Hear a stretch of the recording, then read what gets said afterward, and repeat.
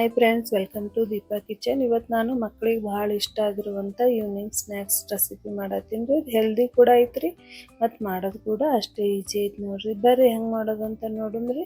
ಮೊದಲೊಂದು ಬೊಗೋಣಿ ಇಟ್ಕೊಂಡೇನಿ ರೀ. ಬೊಗೋಣಿ ಒಳಗೆ ನೀರು ಹಾಕಿ, ನೀರು ಕುದಿಯೋತ್ನಾಗ ಒಂದು 2 ಹಿಪ್ಪಿ ಪ್ಯಾಕೆಟ್ ಹರಿದಾಕ್ತೀನಿ ನೋಡ್ರಿ. ನೀವು ಬೇಕಾದ್ರೆ ಮ್ಯಾಗಿ ಪ್ಯಾಕೆಟ್ನು ತೊಗೋಬೋದ್ರಿ. ಇಲ್ಲಿ ಮಸಾಲ ಕೂಡ ಹಾಕ್ಕೊಳತ್ತೀನಿ ನೋಡ್ರಿ. 1-2 ಸರ್ತಿ ಕುದಿಬೇಕ್ರಿ, 1-2 ಕುದಿ ನೋಡ್ರಿ. ಈಗ ಪರ್ಫೆಕ್ಟಾಗಿ ಕುದ್ದೈತ್ರಿ. ಒಂದು ಬೌಲ್ದಾಗ ತೆಗೆದು ಇಟ್ಕೊಳ್ಳುವಂತ್ರಿ.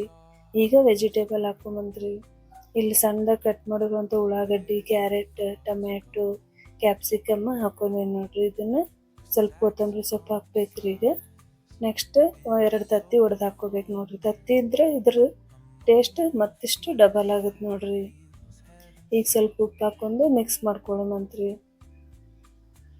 ಚೆಂದಾಗಿ ಈ ಥರ ಮಿಕ್ಸ್ ಆಗೈತೆ ನೋಡ್ರಿ. ಆಲ್ರೆಡಿ ನಾನು ತೆನಿ ಕಾಯ್ಸಕ್ಕೆ ಇಟ್ಕೊಂಡೇನಿ ರೀ. ಸ್ವಲ್ಪ ಎಣ್ಣೆ ಹಾಕ್ಕೊಂಡು ನಾವು ದೋಸೆ ಹೆಂಗೆ ಹಾಕ್ತೇವಲ್ಲ ರೀ, ಅದೇ ರೀತಿನೇ ಇದನ್ನು ಹಾಕ್ಕೋಬೇಕು ನೋಡ್ರಿ.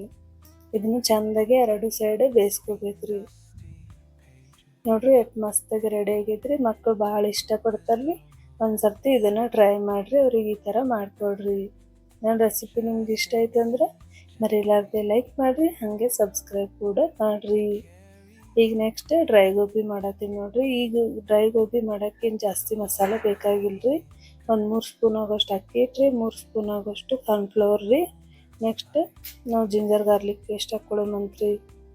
ಅದ್ರ ಜೊತೆ ರೆಡ್ ಚಿಲ್ಲಿ ಪೌಡ್ರ್ ಹಾಕ್ಕೊಳ್ಳೋಮಂತ್ರಿ. 1 ಟೀ ಸ್ಪೂನ್ ಆಗೋಷ್ಟು ರೆಡ್ ಚಿಲ್ಲಿ, ಸ್ವಲ್ಪ ಅರಿಶಿನ ರೀ, ಸ್ವಲ್ಪ ಗರಂ ಮಸಾಲ, ಆಮೇಲೆ ಸ್ವಲ್ಪ ಜೀರಾ ಪುಡಿ, ರುಚಿಗೆ ತಕ್ಕಷ್ಟು ಉಪ್ಪು ರೀ.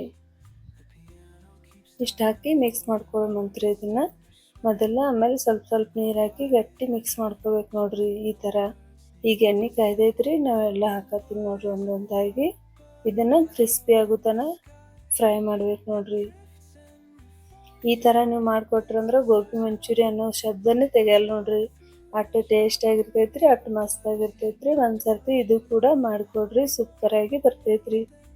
ನನ್ನ ರೆಸಿಪಿ ನಿಮ್ಗೆ ಇಷ್ಟ ಆಯ್ತು ಅಂದ್ರೆ ಇದಕ್ಕೆ ಕೂಡ ಲೈಕ್ ಮಾಡಿರಿ, ಹಾಗೆ ಸಬ್ಸ್ಕ್ರೈಬ್ ಕೂಡ ಮಾಡಿರಿ. ನೀವು ಒಂದು ಸರ್ತಿ ಈ ರೆಸಿಪಿ ಟ್ರೈ ಮಾಡಿ ನೋಡ್ರಿ.